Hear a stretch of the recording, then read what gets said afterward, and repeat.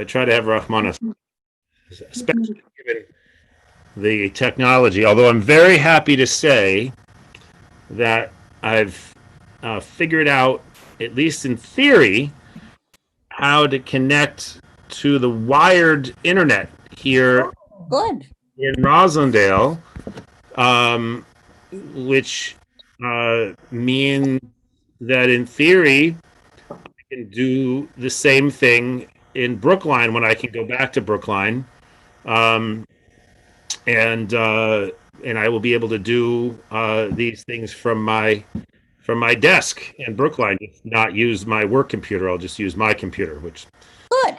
somehow seems crazy, but you do what you have to do in order to make it work. So I'm glad that you've given me the cell phone good. opportunity. Absolutely, Joe. It's actually, for some people it's much easier. For other people it's harder. So it's really, each person has to figure out what the best way to get online. Exactly. That's why I like to give people all kinds of choices. But which I know can be a little confusing. But Not confusing to me. so good. All right. So I'm gonna say hi to everybody. Hello, Sandy. Hello, Hi. hello Shanti. Hi, Mimi. Hello. Hello, Karen. Naomi. Hello, Renee and Jean. Julia, and of course Joe. So looks like this is our group. I'm gonna share the screen that has the Hello. for people who didn't have a chance to Oops. look at the text. But I know that Joe, Yeah. I was able to give Joe the text, so he has it in front of him, even though it's on the phone, which is great. Okay. All right, so this way we'll be able to see as much as we can. Okay. So in my little head note to the soul search today, I talked about the fact that we have this situation in which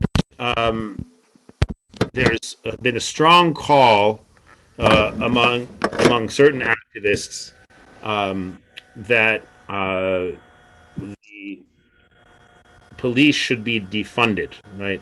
And it's interesting because I'm reading a book that I strongly recommend if you're looking for a book on this topic. It's called Stamped from the Beginning. It's written by a guy named Ibram X. Kendi, who is What was the name of the book again? Stamped from the Beginning. I didn't get the first word. What's No, the me first either. word? Stamped like a postage stamp. Oh, Oh, Stan. stamps. Yeah. Stamps, yeah. Give me a second. I will show you the book for those of you who have a screen.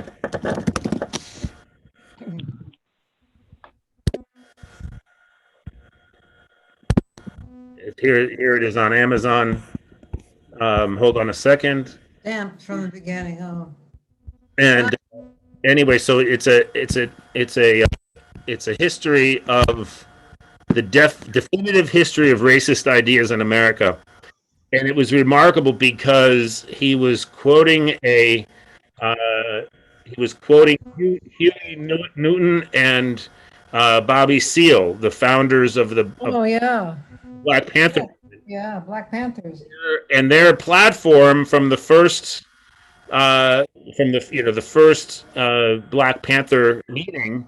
It could have been written yesterday. I mean, and among the things they called for, an end to police brutality. So yeah, I heartily recommend this book. It's very, very powerful. And really helped. Has really helped me put a lot of sort of revise a lot of my thinking about what qualifies as a racist idea as opposed to an anti-racist idea. And He also wrote How to Be an Anti-Racist. say it again, Mimi. He also wrote more recently on How to Be an Anti-Racist. Right. So this is his other book, How to Be an Anti-Racist, which is more recent. Yeah. But Laura Baber is actually reading this one right now, and we agreed that she has to read the one I'm reading, and I have to read the one she's reading when we're done. So, Well, I read the book. I'll Say- be, Minnie, you're cutting in and out. What did you say? I said, I've read the book. Oh, good for you. Good for you. Fun to share. If you have this one, I would definitely take it from you. How to be an anti. I would definitely because I didn't see it on in the library's list of ebooks. I mean of audiobooks. All right, so let's get started. So in my head note, I pointed out that there is remarkable support for. Oh, hi Georgia. Just Hello. noticed that you've joined us. That's great. Someone else joined us too. Let's see who it is. Georgia and oh, that says we have. Renee's 12. on. Renee's on too. Yeah, who is at 0376? Hello. All right. Well, hopefully you'll identify yourself at some point, but if not, you feel free to pipe in. All right. So right now the audio seems to be okay, so people can just speak up if they would like to say something. If the audio begins to get funky, we'll switch to the hand raising technique. But let's hope we can just keep on doing this. I'm the only one. I'm the only one on telephone. Do Right. you mind if I start first? No, that's fine, Joe. That's fine. So let me Okay. review what I said in the head note, and then you can say your piece. That there's 85% of Massachusetts residents support Black Lives Matter, but only a half of them or so support the idea of defunding the police in order to put those funds into other uses. And only half of people acknowledge that that the police treat people of color differently than they treat white people.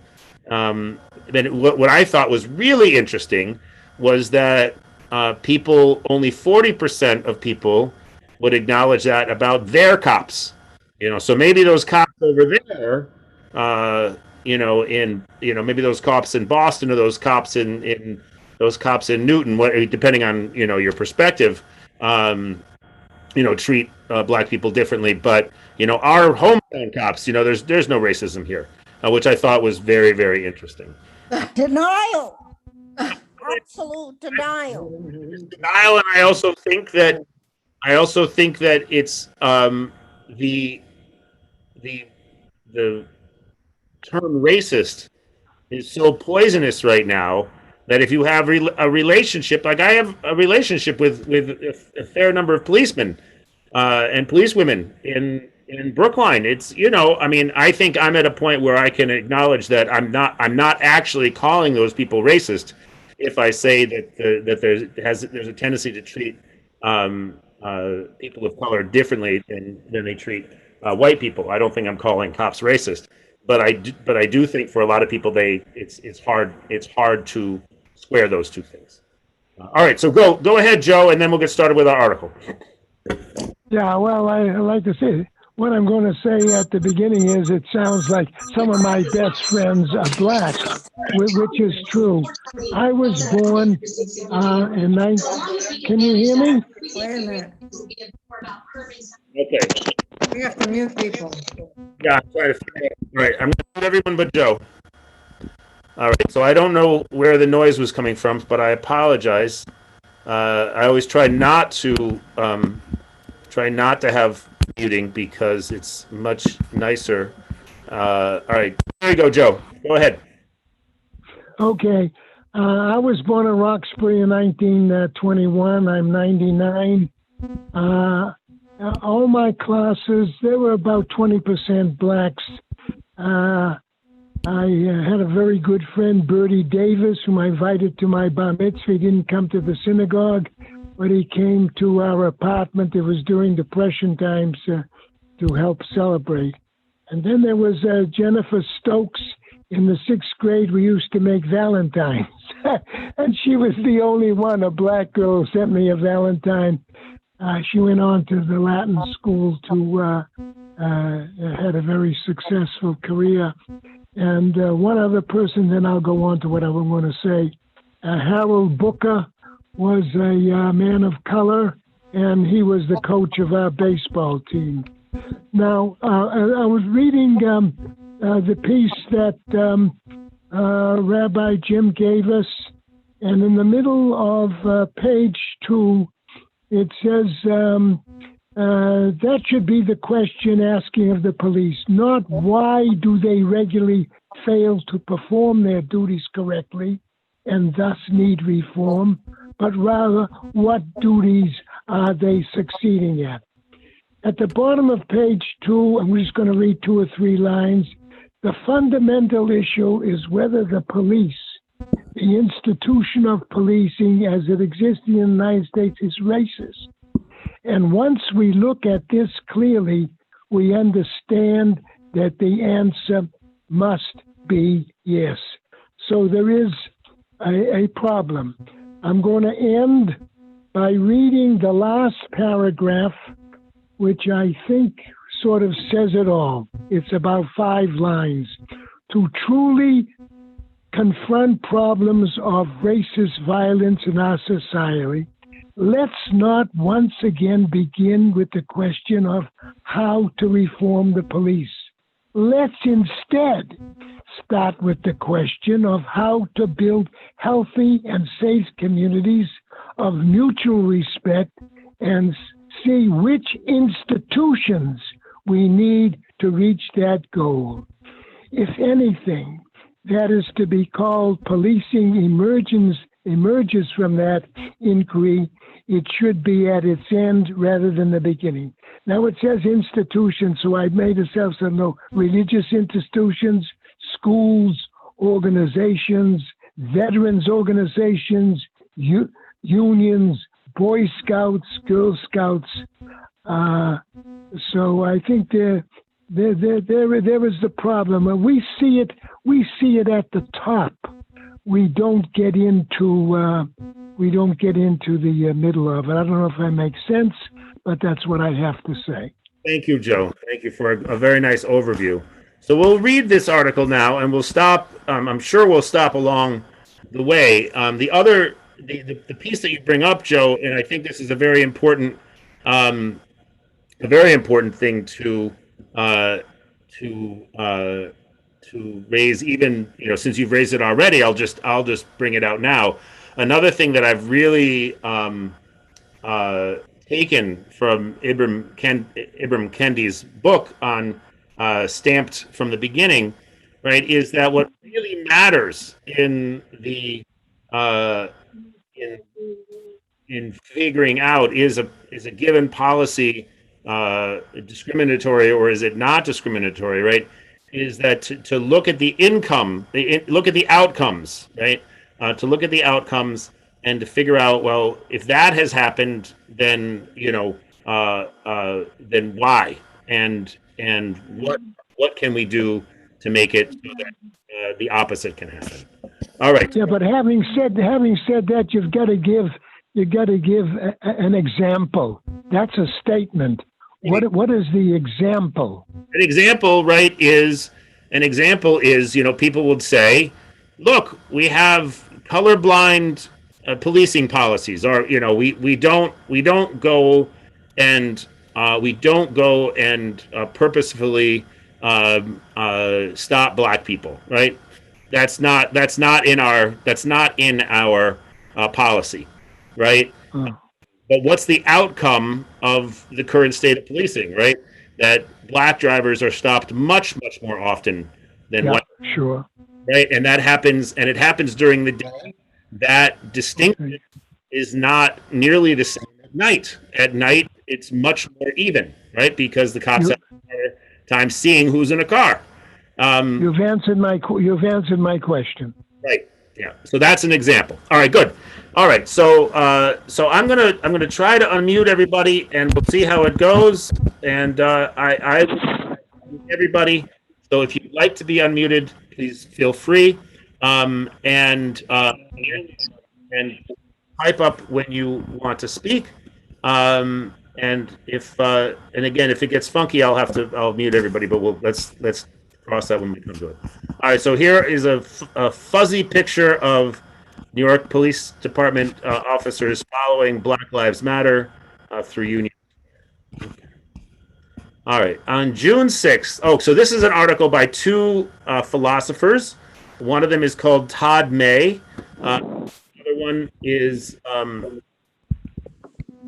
other one is George Yancey. If you've been part of these conversations in the past, you'll know that you'll recognize George Yancey's name. He's written a number of the articles that we've looked at, primarily on this topic of racism. So the title of the article is "Policing is Doing What It Was Meant to Do," and that's the problem. So blaming racist violence on bad apples misses the point. All right. So now we'll figure out. What he means. All right. And I guess it would be interesting to know how many people who have not read this article want to say what are the police? Well, let's just read it. I guess we'll just read it and then we'll talk about it. All right. On June 6th, one of us, it's not clear if it's Mr. Yancey or Mr. May, attended a memorial vigil for George Floyd. The opening speaker first thanked the local police department for keeping the vigil safe, and then went on to distinguish between the majority of police officers who do their job helping and protecting people, and the few who are racist and violent. His remarks echoed those made by Barack Obama on May 29th in his public statement on the killing of Mr. Floyd, when he wrote of the majority of men and women in law enforcement who take pride in doing their tough job the right way every day. We think that making this distinction is a mistake. All right. Very interesting, right? There's no reason, and in fact, it actually leads to worse outcomes if you make a distinction between good cops and bad cops. It is a mistake not because it underestimates the number of police officers who are racist and violent, but because the problem of racist policing is not one of individual actors. Right? And I think this is also really important, right? The other problem with just the word racist, right, is that it focuses on individuals rather than systems, right? This idea that if everyone just treated everyone nicer, right, we wouldn't have these problems. All right. It is a mistake because the role of the police in society must be understood not individually, but structurally. Like an organ in a human body, a police department is part of a structural whole. It functions to perform a certain task in the body politic. It is an organ in that body. Seen this way, each police officer is then like a cell in that organ. Before we can identify any problem in that organ, we must first understand the job that organ performs. Can you go back? I've got a question. Yes. It is a mistake. The role of the police in society must be understood not individually, but structurally. What do they mean by structurally? What they mean by structurally, right, is that the police, right, are not a separate culture, apart from society, right? It is a part of our society, how the police function, right? And police forces function in different ways in different societies, right? And the way that our police has functioned in our society has, in recent years, changed. Been racist. Well, I think the point actually is that the police force in this country was founded. Police forces in this country were founded on racist principles, as they will go on to argue, right? And if we figure out what do the police actually do, right? Then we can figure out, well, what role should they be playing, and how can we reform it? It's not about individual officers. It's not even about the police department alone, right? The police department is part of our society, and so they function as a single part in, right. Uh, so they interact with every other part of society, right? But they interact in different ways. If you ask the vast majority of white people, do they trust the police? The vast majority of white people will say yes, including me, right? Because generally, my interactions with police have been professional. They've been helpful. Um, the police really helped out my kid one time, so I'm very grateful to that police officer. I think I may have even told this story in this group. I once, um, I once found a toddler walking up the street unaccompanied, and figured out where he went, and I called the cops because I was worried about that situation, and the policeman came and interviewed me and took my statement, and he was great. And so, African American guy, and so I have, I've had very good interactions with the police, but a lot of people have not, right? And so, but when you ask black people that same question, many fewer uh, a positive. All right, so let's continue. Uh, in the case of the police, the answer might seem obvious. Their function is to protect the citizenry from crime. At least that's what we're told. But as any good student of biology or politics knows, it won't help to ask what an organ is said to do. It's better to observe what it actually does. Right? And this is a very, obviously this article is very focused on uh, on policing in black communities, right? But it's also interesting to me the number of things that we ask the police to do because we don't want to put the resources into having them done by other people, right? So, police spend a lot of time doing things that social workers might do, things that medical personnel might do, right? So it is interesting to ask this question and to have a broader answer. What is it that the police actually do? But let's just focus on what they want to focus on, right? To merely accept the claim that police forces, since their inception, have protected law-abiding citizens from crime involves the neglect of several crucial factors. Right? So there are many factors involved in how the police developed, right? And as with a stunning array of these institutions in our midst, right? They were often founded on the basis of racist principles, right? So it neglects the long history of police abuse and the specific intentional abuse of people of color. It neglects the role that the police have played in breaking strikes, in silencing dissent, and in keeping the social order safe from resistance or change. It also neglects the early history of policing in the United States that took the form of slave patrols in the 1700s and the enforcement of black codes and Jim Crow laws in the 19th and 20th century. In his influential work on prisons, the philosopher and historian Michel Foucault pointed out the following. Say that the prisons fail at their task, yet we keep them going. Perhaps we should be asking not why the prison fails, but instead what it actually succeeds at. What do prisons actually accomplish? Again, that would be a very good question to ask in the context of the American scene, where 30% of black men end up incarcerated. There's a book called The New Jim Crow right? That basically says this is how our country shifted, right, to keep control of black people by putting them in prison. But now we're talking about the police. That is the question we should be asking of the police.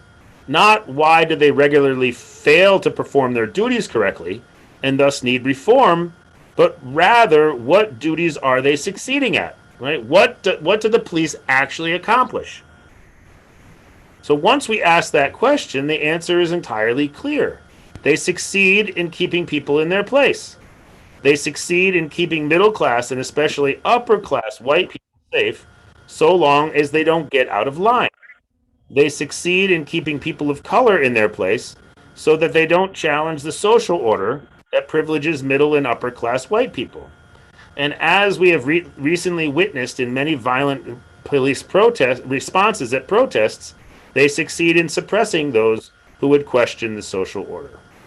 All right, so this seems to me to be an extremely tendentious paragraph. I'm not going to say that it's not true, but it is. I would just say it's extremely tendentious. But I do get the sense, right, that it varies quite a bit from city to city, where there are some cities where the police are really working with the protesters, and other cities where it's quite confrontational. Let's not forget that they spend a lot of time hunting down killers, white or black or any color. Right. I mean, right, and that is right. You know, I do think that's always the question that a lot of people have. Right? Is do we, can we really imagine a society without police? But I don't think that's really the question. I think the question is, can we imagine a society with a police force that actually does what we say the police force does, right? Which is protecting us from crime, right? And chasing down criminals, right? But doesn't do any of this other stuff. Like, can we actually envision that and figure out a way to make that happen? Right? Some people would say, "Oh, we have to reform the police to do that." These guys are saying, "No, we have to completely restructure. Right? We have to go back to the drawing board." All right. If we look at individual police officers divorced from the structure in which they operate, if we simply look for the bad apples, we fail to see the role of the police as a whole. Whether individual police officers are racist is not the fundamental issue. The fundamental issue is whether the police, the institution of policing as it exists in the United States, is racist. And once we look at this clearly, we understand that the answer must be yes. As we were thinking about the problems with the bad apple metaphor in policing, one of us on June 13th at 2:46 received this message: "Go to hell, N-word." It is one of hundreds of such messages and threats the author has received in the past several years. It is easy to say that this individual, and we think it's fair to assume that it was a white person, is racist, a bad apple. But here, too, focusing on the individual white person who sent the racist message obscures our understanding of the white supremacist structure in which it is generated. Right? To think about things not just as a symptom, right? But a symptom that indicates a larger systemic problem. Right? If I have, if my finger hurts, right? I don't cut off my finger, right? I have to figure out what's wrong with my finger, and is it related to other things in my body? Right. So that's the sort of, that would be the medical metaphor. Right. So in 2015, during his last year in office, President Barack Obama addressed the relationship between individual acts of racism and the larger system of injustice that allows them on an episode of the podcast WTF with Mark Maron. He said there, the president said there, it's not just a matter of it not being polite, he said, to utter the N word in public. That's not the measure of whether racism still exists or not. Earlier in the show, he observed that racism had not been cured, the word for eliminating a disease that systemically impacts the body, and that the legacy of slavery, Jim Crow, discrimination was still a part of our DNA as Americans, right? And the other thing to remember, right, is that it's as much in black people as it is in white people, and it's as much in Asian people as it is in white people, right? We're all brought up in this system of white supremacy. We all have to do the work to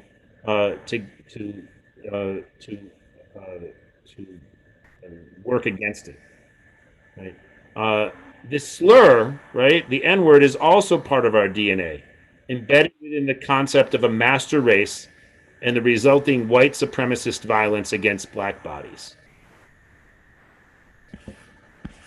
In his letter from Birmingham jail in 1963, Martin Luther King Jr. articulated the horror and pain felt when your first name becomes N-word and your middle name becomes boy, however old you are. W.E.B. Du Bois, in a speech that he delivered in Beijing, at that time Peking, at the age of 91, said, "In my own country, for nearly a century, I have been nothing but an N-word." Both men emphasized how the word is part of the institutional fabric of black oppression, that individual racist acts are not aberrations, but the products of a larger systemic set of practices that, as the feminist scholar Barbara Applebaum argues, hold structural injustice in place. Right? So there are certain acts, right? Certain acts that we would like to believe are aberrations, right? But they do a tremendous amount of work, so to speak, of keeping what she calls the structural injustices. They keep those in place, right? The black person just needs to receive a threat with the N-word to remind that person that in a white supremacist country, he's less than, right? And over time, that just, each individual act might not have that much influence, but over time, right, it does a number on people. One obvious objection to our view here is that by focusing on reforming or dismantling an entire system, we may end up punishing individual officers who have not committed racist acts and so bear no responsibility. We acknowledge that this can be a difficult idea to embrace. Many of us personally know police officers, family members, friends, neighborhood officers, whom we know to be ethical people. Imagining them as responsible for a racist system is a hard leap to make. We think the influential feminist philosopher Iris Marion Young argued persuasively against relying on that distinction when she wrote, "Structural injustice occurs as a consequence of many individuals and institutions." I apologize for the typo. Many individuals and institutions acting in pursuit of their particular goals and interests within given institutional rules and accepted norms. All the persons who participated all the persons who participated by their actions in the ongoing schemes of cooperation that constitute these structures are responsible for them, in the sense that they are part of the process that causes them. They are not responsible, however, in the sense of having directed the process or intended its outcomes. All right, so this is I read that, Rabbi, and I have no idea what she's saying. right. That's one of the challenges of reading these articles. Sometimes the authors will make quotations from people who are speaking in extremely academic terms. So does anyone want to give this one a try? And give us an idea of what they think it means? Go ahead, Sandy.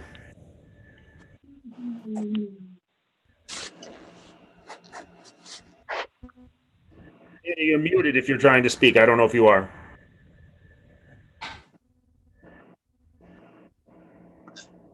But we're waiting for Sandy. Does anyone else want to give it a try? Well, okay, how do you speak to a person who was accepted into an army? Is that person in some way responsible for actions committed by other members of the same family or the same government? Simply because they allowed them to be drafted, and what was their option? Right. I think that's where we're going. Well, right. And I think that I did not hear what she said. Oh, okay. Say it again, Naomi. No, if you repeat it, Rabbi, it's clearer. Go, Naomi, say it one more time, and if it's still not audible, then I'll repeat it. Okay, what is the position of a person who is drafted into an army? And does that individual soldier become responsible in some way for the acts of other soldiers, perhaps committed 3 countries away from where this soldier is? Or is that person responsible also for the acts of governments which drafted him in the first place? And what is his option? Yeah. And Yeah. That's saying, with a class structure, Yeah. I suspect that most members of most police forces are what we would call from working class backgrounds. They are not from middle class or upper middle class backgrounds. Right. And that's true certainly true of the armed forces as well. Georgia, did you want to say something? yeah, I think what she's talking about, that same application was used to apply to good Germans who they were just doing their job and it came from on high. So they really were innocent. That's applicable. Yeah. I mean, this is a really complicated question. I think, Georgia, I think, brings, an extreme case, right? But I actually don't think it's that extreme. The case that came to my mind when Naomi was speaking was something that happened in your lifetime than in mine. But I certainly saw enough of it. Right, was the reaction to Vietnam vets, right, when they came home, Right. and the reaction to many of those guys and women too probably was very negative. That really has changed in our country recently. There's a much more positive feeling about the military for whatever reason. Whether it's either sort of a right-wing move to a right-wing swing, or just a sort of recognition that as a volunteer force, many of us are not involved in anything relating to the military because these guys take it on. It just could probably be a whole series of reasons. The other thing that occurred to me as I was reading Barbara Applebaum's quotation was Abraham Joshua Heschel's distinction that he made, right? That not all are guilty, right? But all are responsible, right? So that if, as a member of this society, right, I am responsible for the mistreatment of Black people. And, just like as a member of this society, right, I'm responsible at some level for the amount of sexism there is, right? Well, can I interrupt? There was a statement I once read: we're not responsible for something happening, but we are responsible of how we react to that situation.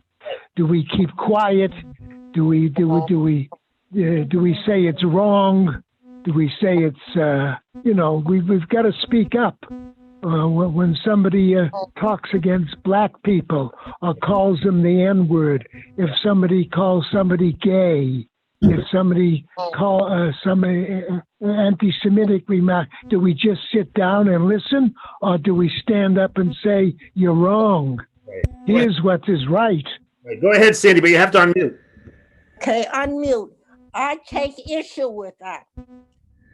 The police forces, those are in position, are just, they're bleeding the system for all they can get out of it. They work for, it's 20-year term. They make up to $200,000 and $300,000. The corruption is rampant. Yeah. And you could take that. How about 100 Center Street? How many black people do we have in positions that are not auxiliary? The aides are for the most part black. So we can talk however we want. And gay, to talk to Joe, is not a slur anymore. Queer is acceptable. Yeah. Come on now, queer is not acceptable. Yes, it is. Yes, it is. It's not acceptable. I know many people who are gay, not queer, but gay. They are That's members. because Listen, you're from a listen. different You listen to me. generation. You listen to me. They are gay. They are members of our synagogue. They pay dues. They're good people. They have wonderful jobs. They look out for the poor people. Joe, And you cannot call them. If you call people. Joe, I've muted you because this is really based on a misunderstanding. What Sandy is talking about is that there is a new generation of people who call themselves queer. I think that Joe is absolutely correct. If someone calls someone a queer, right, with the intention of insulting them, that's not acceptable, obviously. But there are people now, and this is what I think Sandy is talking about, Joe, that there are people who, Joe, who identify themselves as queer. That's why we now say LGBT. Yes. We've added the Q to recognize that there are people who prefer that designation for themselves. Just like I don't think she's agreeing with your explanation. I am. Sandy is. I am. The article. Yeah. But anyway, let's. I do think Sandy is aware of that because I think we've spoken about it. All right. So let's keep on going. Let's keep on going. All right. Many others have amplified that. Wow. The critical race theorist and legal scholar Charles Lawrence argued in his 1987 article, The Ego and Equal Protection, Reckoning with Unconscious Racism, right, that the bad apple metaphor suggests a perpetrator model that fails to give an account of just how systemic racism is transmitted by tacit understandings and collective unconscious. Which is to say, right, that if I think he's basically just saying this a similar thing. If we focus on individuals who are racist, we ignore how racism is baked into the system.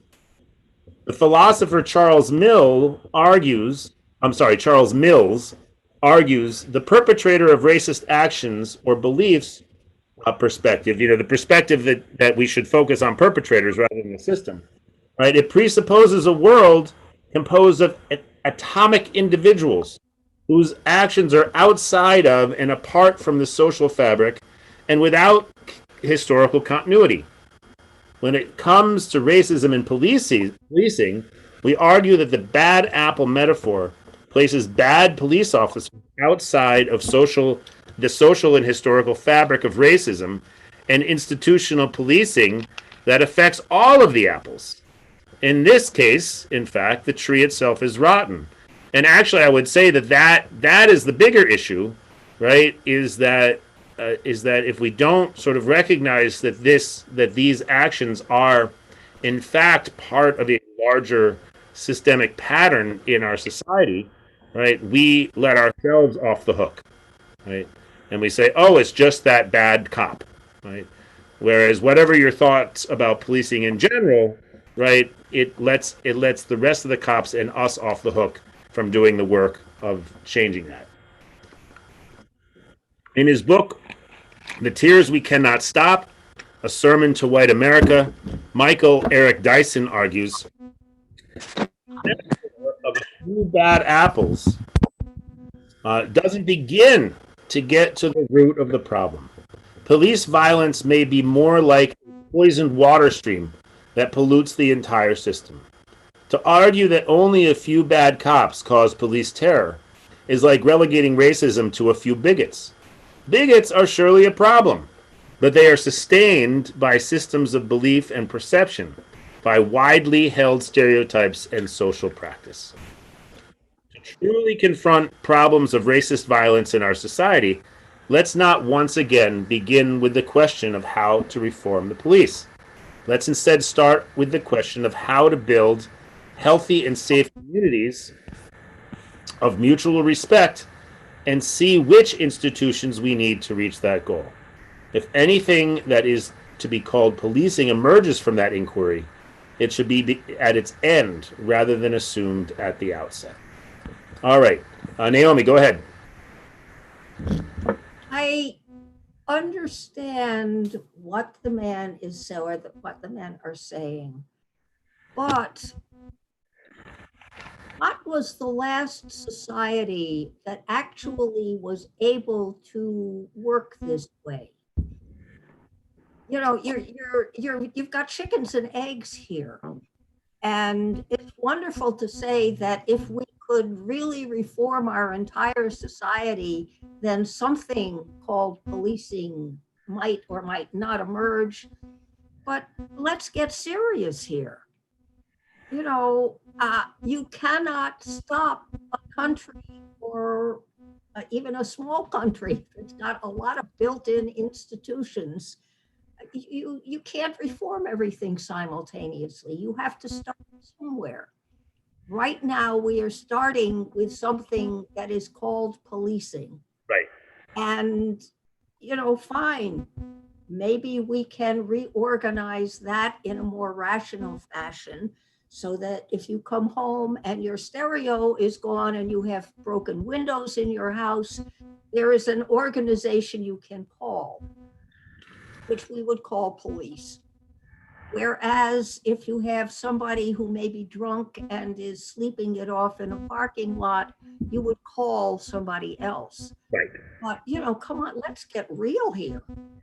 It's one thing to understand that we need to reform the entire society, but it is quite something different to say that, wait a minute, we can't do anything about this particular problem until we have fixed the whole thing. Everything. Right, exactly. All right, go ahead, Shanti. I have a question. I agree with the author saying the community have to be improved, this idea of living together, because all the time someone else called on that, you know, he is sitting there on the Wendy's, or the other person, George Floyd, they called him, he used wrong counterfeit currency. So the prejudgment was passed by the police. Yeah. Yeah. Would you repeat that? I didn't hear her. Shanti, go ahead. Say it again. Prejudgment was passed by the police because the public called the crime in to the police. Right. Exactly. And so what you see, and this is, I think, what is really chilling, and I think that what Naomi is saying is really cogent, right? Because the issue here is that the police, again, the police are basically doing what they're told, right? They're told that, this guy handed me a counterfeit bill, so they go and they react to that, and somehow, in ways that just don't make any sense to me, the guy ends up dead, and there were 4 cops there, right? But still, the guy, why they needed 4 cops, why the other cops didn't intervene, all this stuff, it boggles my mind, right? The situation in Atlanta where the guy was sleeping in the Wendy's, wherever he was sleeping, right? If they show up and the guy gets shot, as opposed to getting help, which he clearly needed. And Rabbi, I've got to leave the conversation. I'm sorry I got verkocht. If I have intimidated anybody or hurt anybody, I apologize. okay. I don't think Sandy can be. You didn't. Not intimidated. You're from a different generation. All right, thanks, Joe. All right. Thank you, Rabbi. See you soon. Have a good week, everybody. Enjoyed it. Bye-bye. Bye-bye. But the other article that I was thinking about bringing today, and maybe I'll bring it next week, is actually about exactly what Shanti is talking about, right? That often our reactions to these situations are working on sort of prejudices, prejudgments, right? Prejudices that we all sort of have. The point of that article is that when that people who perpetrate these things against, there's been a couple of examples recently of people calling the cops on black people, and they get publicly shamed for doing that. And this author is wondering, is it when they call the cops against somebody that's sort of like a white person? In the case in Central Park, the guy is a I forget what he does. He's a bird watcher. As a professional guy with, I think, multiple advanced degrees, who was a bird watcher, right? So people get, bent out of shape, but do they? He was president of the Bird Watchers Association, and he went to Harvard, for heaven's sake. Well, that's irrelevant. Right. Well, It is, I It could agree. be a high That's school actually what I was dropout. gonna, it should be irrelevant. It should, but this article that I was reading suggests that unfortunately it's not irrelevant, right? The guy that was in the Wendy's, right? A lot of us would be like, oh, I would have called the cops too. Whereas, we would like to think, oh, if I saw the bird watcher, I would never, call the cops. I mean, that we make these judgments. I mean, I think this is something human, right? We make judgments very quickly about what's going to be dangerous and what's not going to be dangerous, and we often react without thinking. And one of the things that it seems that a lot of white people do when they feel threatened or unsafe is they call the cops. Which I think we can say that there's a lot of black people who, if they feel threatened, they don't call the cops because they don't necessarily trust that the cops are going to help them. And they're right. I think they are. Often they are. All right, so I want to make sure that other people. Is there anyone else who'd like to say something that hasn't spoken yet? I've spoken. Mimi or Renee, would you like to add anything? Okay. All right, so I'll open the floor. Go ahead, Naomi. Well, maybe one of the problems, and again, I'm starting from a very narrow base here, but maybe one of the problems is what other option is there right now? You've got a guy asleep, drunk in a parking lot. You're going to call a meter person. Who are you going to call? What is your option in this case? Right. And I do. one of the things that police departments are starting to do and do periodically from time to time is don't call 911 unless it's an emergency. But again, in this case, what were the options of whoever it was that called? Right. I mean, the obvious one for me, right? If there's a guy sleeping it off in his car, and I would call you could call it ambulance. Of course, if you do that in Brookline, you'll get a cop in a fire truck too. Yes, So, on overtime. but not in every city does it work that way. But yeah, I mean, I do think that that's part of what this sort of question about how do we build institutions that will, how do they put it, that will ensure healthy and safe communities of mutual respect, right? But there's so many other aspects of this question, right? Of white privilege and racism, right?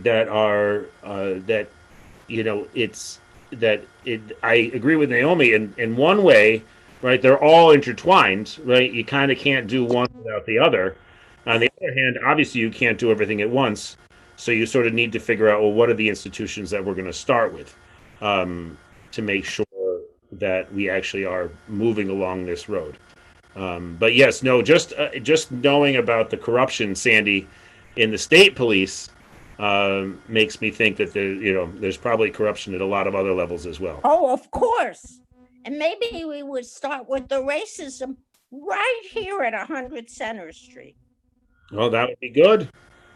That would be good. I mean, I think, and we can, maybe what we'll do in future weeks, when we talk about Black Lives Matter and racism, we'll look at some of the things.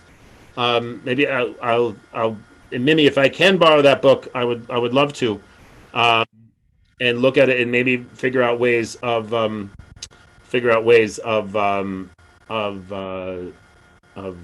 actually, as a community, what can we as individuals and as a community do to be helpfully anti-racist in this context. Go ahead, Naomi.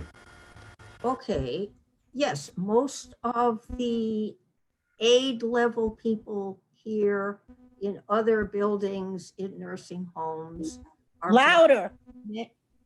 Most of the people in aid positions here in nursing homes, in hospitals are Black. Many of them are also immigrants.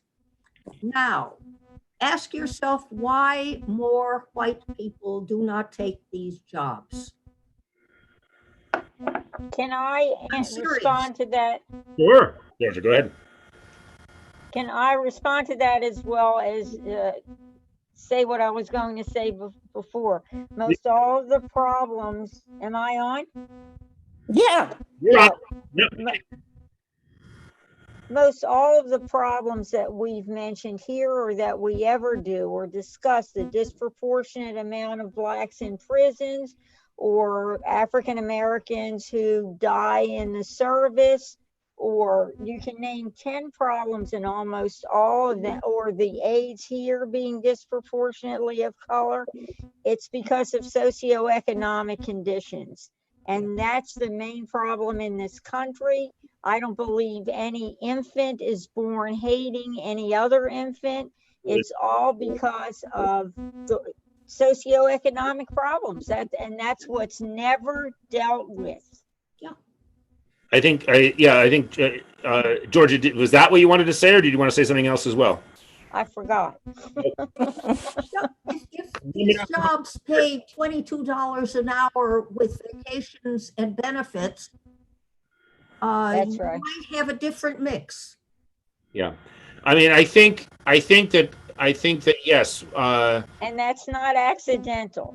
No, it definitely is not, and I think that the first thing that and maybe, Georgia, you weren't on the call yet when I was talking about this book that I'm reading called Stamped from the Beginning.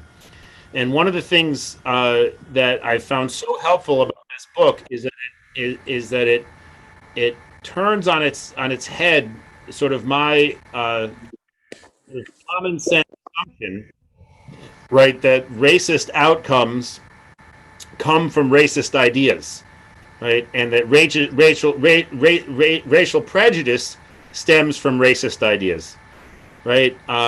But what, again and again, the author is able to demonstrate, right, is that racist ideas emerge from racial discrimination and racial prejudice, right? So if we want to say in this country, in the 18th and 19th century, we want to have slaves, right? We need to come up with some racist ideas to justify the notion of slavery, right? If we were to acknowledge that African people of African heritage are humans the way white people are humans, we would not be able to live with the idea of slavery, right? So that leads to a situation in which we determine that they are not humans the same way we are, right? And that then, but as soon as there's the kind of socioeconomic distinctions that Georgia is talking about, right? White people have 13 times the wealth that black people have in this country, right? And by and large, the vast majority of us white people, I'm saying us because I'm white, right? We're not necessarily lining up, right, to give away a lot of our money to make that change, right? But that probably is one thing that will need to happen, right? For instance, when Barry Goldwater started coming up with his conservative movement, right? He decided that receiving money, when you haven't worked for it, leads to being brutish and lazy, right? But of course, that only applied, right, to poor people who were going to receive the money from the government.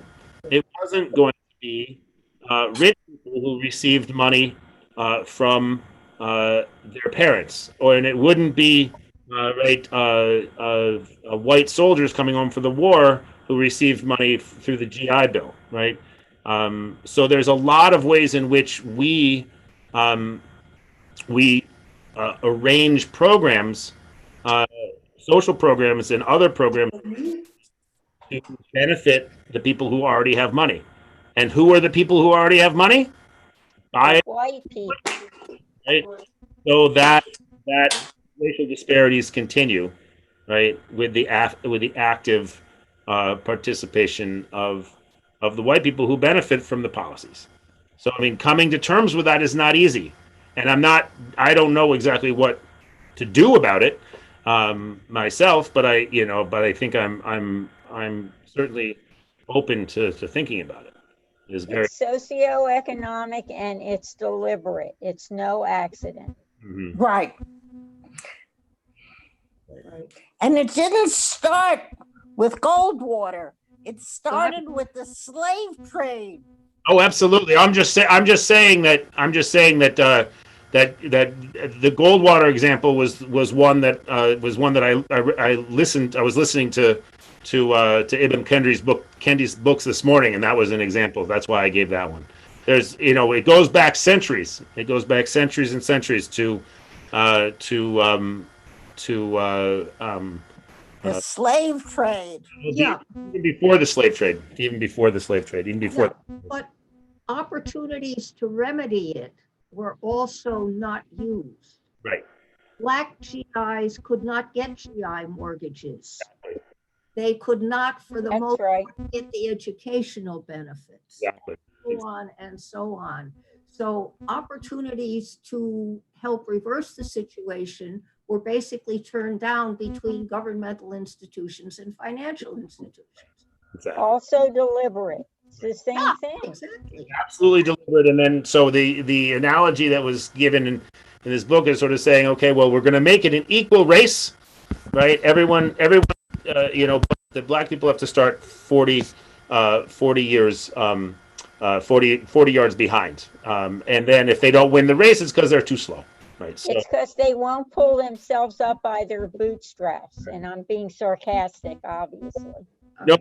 And somebody just texted me. I won't name that person because I assume that they would prefer to remain anonymous. No, it's okay. So Carol wrote, when the slaves were freed, they were promised 40 acres and a mule. They did not get that. Andrew Johnson overturned that, right? I actually read a little bit about that. Fascinating history. That that was General Sherman when he got to South Carolina. That was he was speaking with the slaves that he had freed, and that's what they wanted. That was they wanted to give in land. They said, don't under any circumstances tell us that we're free and then make us paupers, right? Forced to work for the people who we were working for as slaves. And that's exactly what Andrew Johnson did. That's right. And Oscar Brown Jr. wrote a song and a play called Where Are My 40 Acres and a Mule? Meaning the white person's 40 acres and a mule. No, he was black. He's still waiting. Oh, right. Oh, Oscar Brand. I thought Oscar Brand was No, Oscar Brown Jr. Brown. Okay, Oscar Brown. Yeah, I bet I you don't know who Oscar Brandt is, but Oscar Brand was a singer in the 50s, I think. oh, I figured you might be surprised I didn't even know who Oscar Brand is, but I think my father had an Oscar Brand. I bet you're surprised if you don't know who Oscar Brown Jr. is. He's now passed away, but I will have to look him up. So, Okay, well, all he right, was wonderful. we're past time. Thank you, everyone. thank you. Thank you. Thank you very much. All right, and just good news, right? Just good news that the Mississippi, the Congress, whatever they're called down there, State House, finally decided to change their flag. So, And by the way, the Supreme Court turned down the Louisiana law on abortion. Yes. Yes. Yeah, Good John news. Roberts is no fool. yes, so he knows what his legacy would be otherwise. Yeah. okay. All right. Thank Very good. Thank you. Thank you, Rabbi. Thank Thank you. you. Thank Bye-bye. you very much.